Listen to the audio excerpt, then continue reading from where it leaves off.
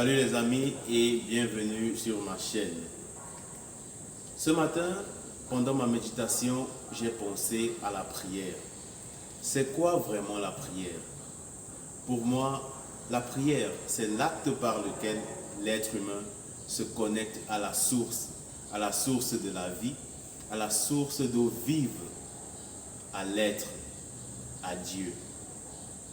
Et tout le monde peut prier, car Dieu est le Père et la Mère de tous. Beaucoup de personnes prient pour demander des choses et des grâces à Dieu, ce qui est déjà bien.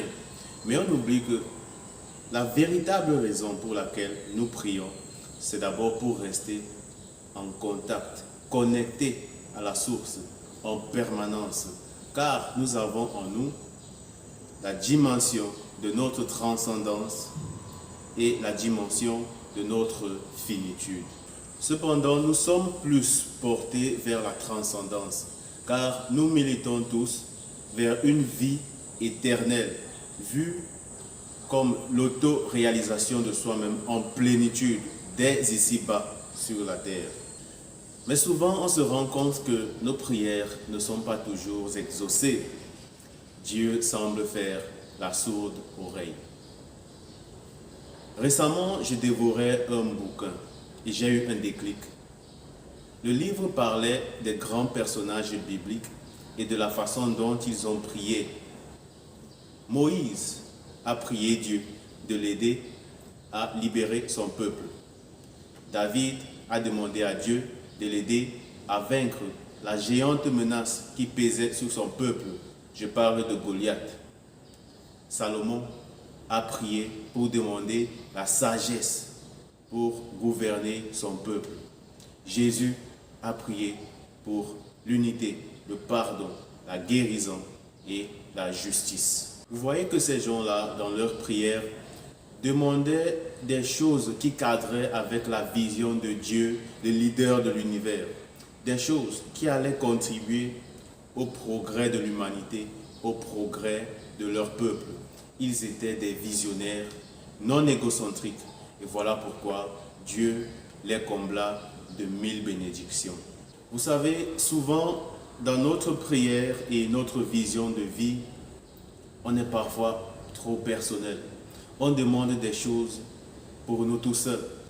Face à cela, je me suis posé la question, et si cette attitude était un frein à notre développement humano-spirituel?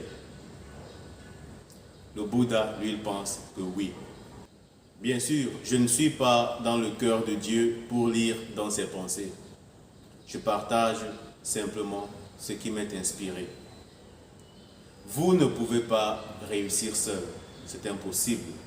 Par contre, quand vous contribuez à la réussite d'autres personnes, vous réussissez davantage. Voilà pourquoi dans vos prières, votre méditation ou alors votre vision de vie, il faut demander des choses qui vont contribuer au progrès de l'humanité, des choses qui cadrent avec la vision de Dieu, des choses qui vont contribuer au progrès de l'humanité. J'ai déjà dit ça, non? Coupe.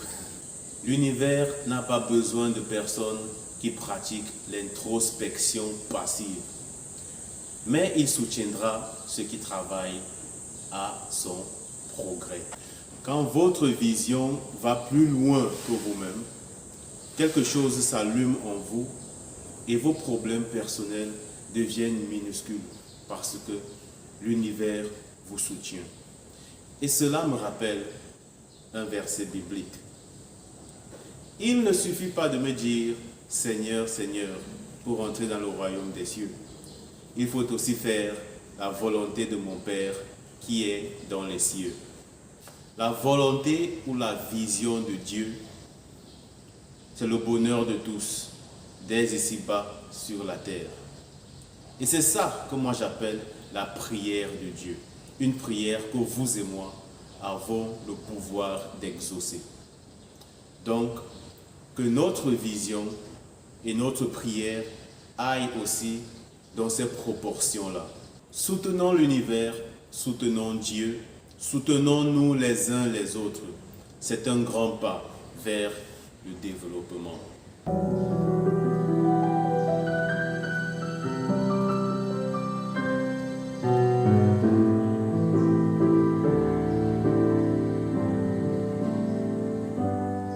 Donc, merci d'avoir regardé cette vidéo.